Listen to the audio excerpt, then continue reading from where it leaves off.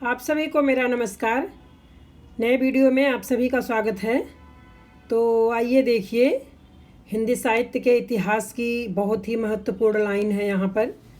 तो आप देखिए, पांडे वेचन शर्मा उग्र के किस उपन्यास की निंदा करते हुए महात्मा गांधी को पत्र लिखा गया।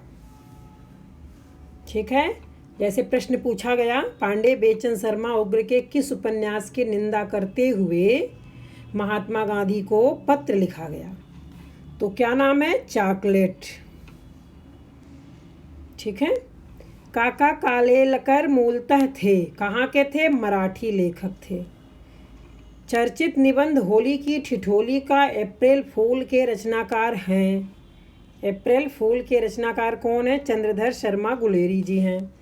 सर्वप्रथम हिंदी के किस कथाकार को साहित्य अकादमी पुरस्कार मिला? भगवती चरण वर्मा को मिला है। और किस पर मिला है? भूले विसरे चित्र 1961 में मिला है। धर्मवीर भारती को किस कृति पर व्यास सम्मान मिला? सपना अभी भी, इस पर मिला था धर्मवीर भारती को। नरेश मेहता को भारतीय ज्ञानपीठ पुरस्कार किस कृति पर मिला? संपूर्ण साहित्य पर। सर्वप्रथम भारत भारती सम्मान किसे मिला? महादेवी वर्मा को मिला है।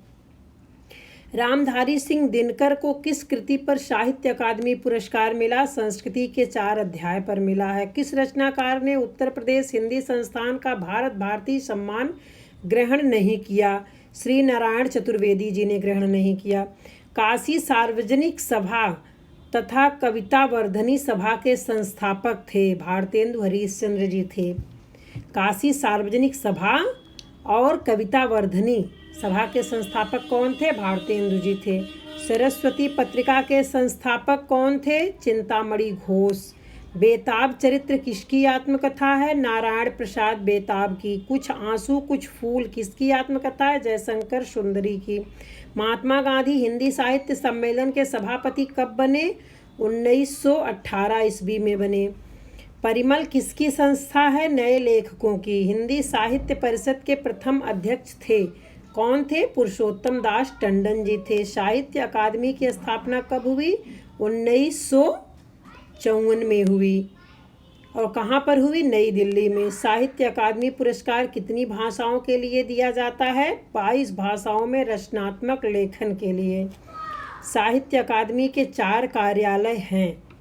कौन कौन है? कलकत्ता है, मुंबई है, बंगलौर है और चेन्नई में। ठीक है। साहित्य अकादमी के प्रथम अध्यक्ष थे। प्रथम अध्यक्ष कौन थे साहित्य अकादमी? जवाहरलाल नेहरू जी। विश्वविद्यालय अनुदान आयोग की स्थापना कब हुई? 1956 में। 1961 में 1971 की जनगणना के अनुसार भारत में कुल कितनी मातृभाषाएं हैं?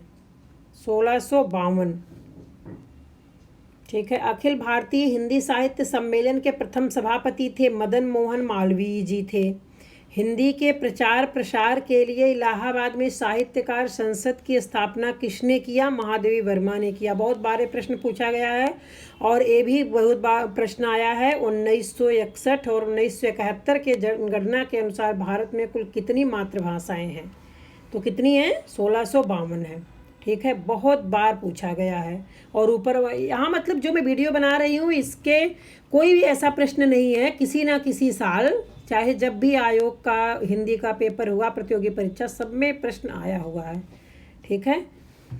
पत्थर के नीचे दबे हुए हाथ किसकी कृति है? राजकमल चौधरी की है।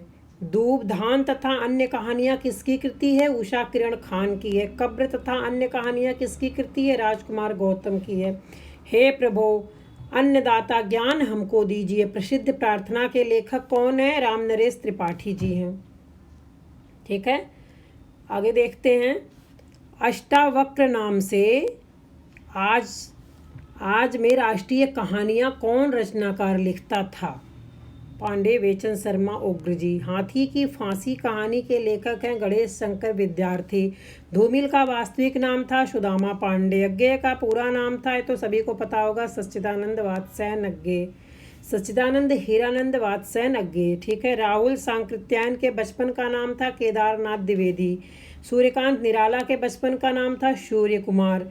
जयतु जयतु घुमक्कड़ पंथा और चरित भक्कवे किस रचनाकार का उद्घोष और मूल मंत्र था। ये राहुल सांकृत्यायन का था। गरगज सिंह वर्मा किस कवि की छद्म नाम था? किस कवि की छद्म नाम था? निराला का था गरगज सिंह। गढ़ा कोला उन्नाव उत्तर प्रदेश किस प्रसिद्ध रचनाकार का जन्म स्थान है? निराला।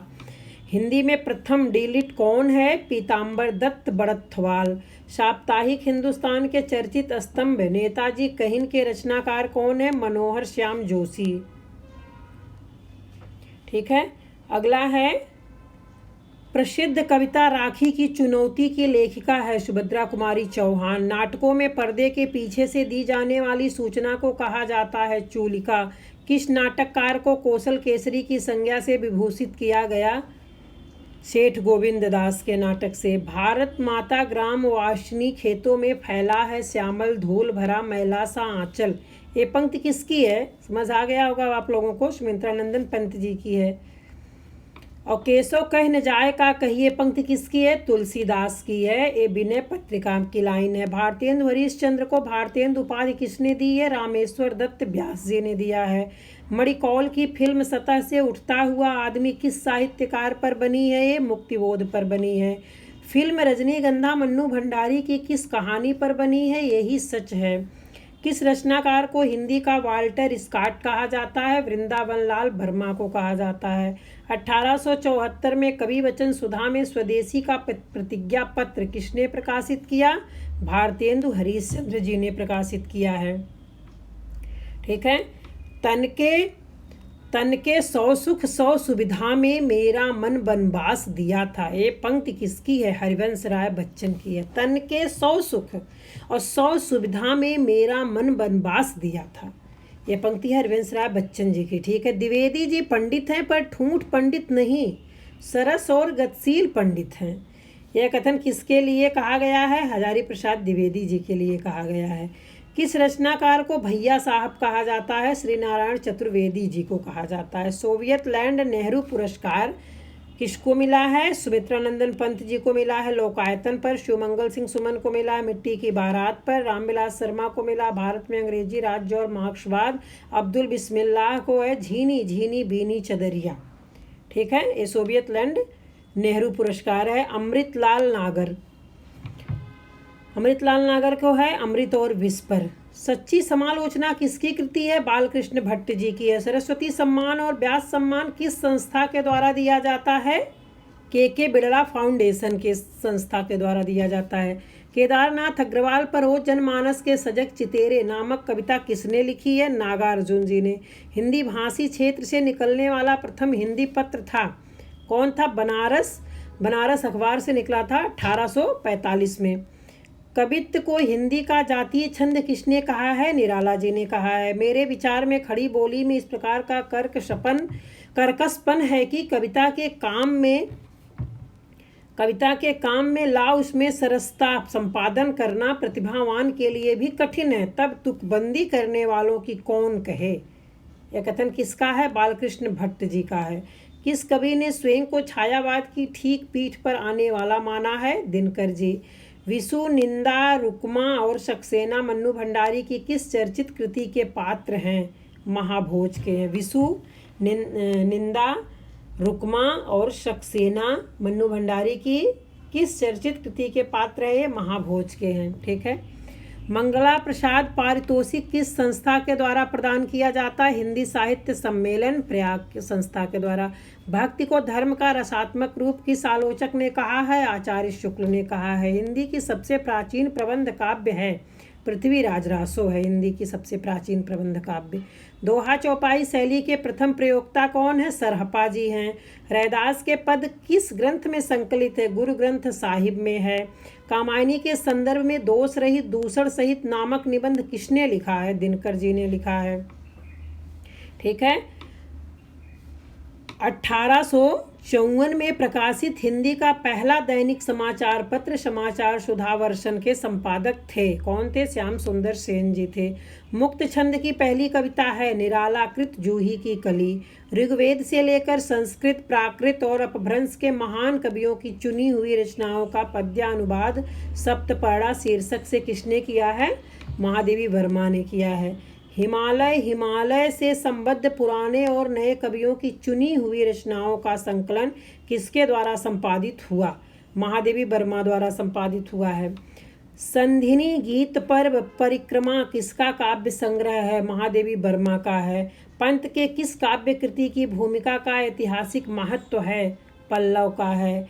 युगपथ, उत्तरा, अतिमा, वाणी, कला और बूढ़ा चांद, किरण, वीणा, पौ फटने से पहले, गीतहंस किसका काव्य संग्रह है? युगपथ, उत्तरा, अतिमा, वाणी, कला और बूढ़ा चांद, किरण, वीणा, पौ फटने से पहले, गीतहंस, ये सब जितने काव्य संग्रह का नाम हमने लिया है ये है सुमित्रानंदन पंत जी का। भारतेंदु का पहला प्रकाशित नाटक विद्या सुंदर है, किंतु इसके पहले भी वे एक नाटक की रचना कर चुके थे जो कि अपूर्ण था। उसका नाम है प्रवास नाटक। अपूर्ण नाटक का नाम उनके क्या है? भारतेंदु हरिश्चंद्र के प्रवास नाटक।